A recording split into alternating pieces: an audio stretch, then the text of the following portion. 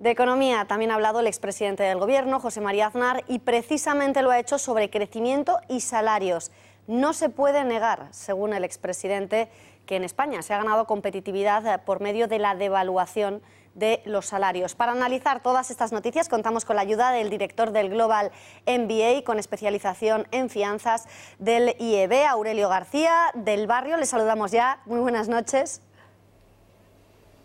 Hola, buenas noches, Beatriz.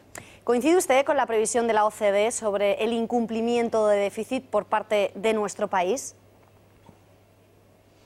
Bueno, sí, primero hay que decir que hay una realidad y es que la recuperación económica de España es mucho más sólida que el de nuestros vecinos de la Unión y de hecho se debe a dos factores fundamentales, aunque todavía quedan cosas por hacer. En cuanto al sistema financiero, bueno, es verdad que se ha limpiado, pero también es cierto y tenemos que tener en cuenta que eso ha tenido un coste por el incremento de deuda pública que ha supuesto. Formas fiscales llevadas a cabo durante estos años, pero también hay que decir en ese sentido que queda mucho por hacer, sobre todo en lo que es la financiación. Además, como bien comentaba, perdón, es que parece que tenemos algunos problemas de conexión. Desde la OCDE se culpa a la precariedad laboral del 23,4% de pobreza infantil en nuestro país. ¿Qué debería hacer el Gobierno ante esta lacra? ¿Tiene razón la OCDE cuando culpa de esa precariedad en los empleos a este incremento de la pobreza infantil?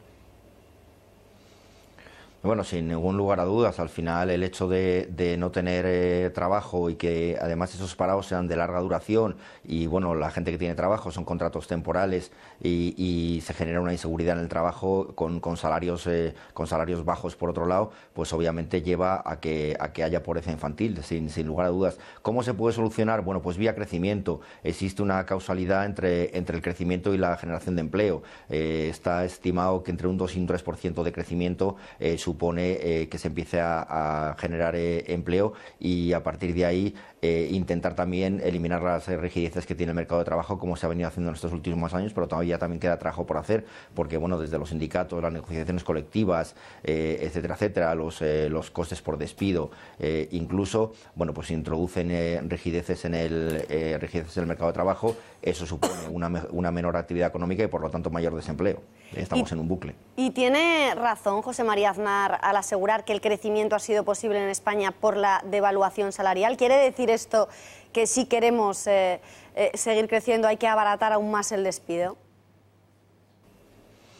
Sí, en parte tiene razón el expresidente, porque, claro, nos encontramos en una situación al formar parte de la Unión que no podemos devaluar divisa, que es una medida clara de aumento de competitividad. Entonces, hemos tenido que ir por la devaluación de los salarios y de los precios.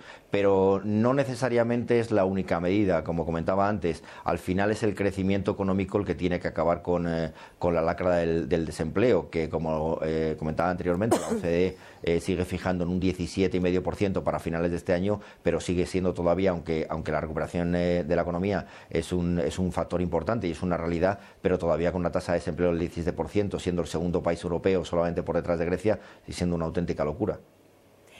Pues se nos ha acabado el tiempo. Le agradecemos que haya dado un poco más de luz a estas cuestiones. Señor García del Barrio, gracias y buenas noches. Gracias, Beatriz. Buenas noches. Y hablamos ahora de las cuentas del País Vasco.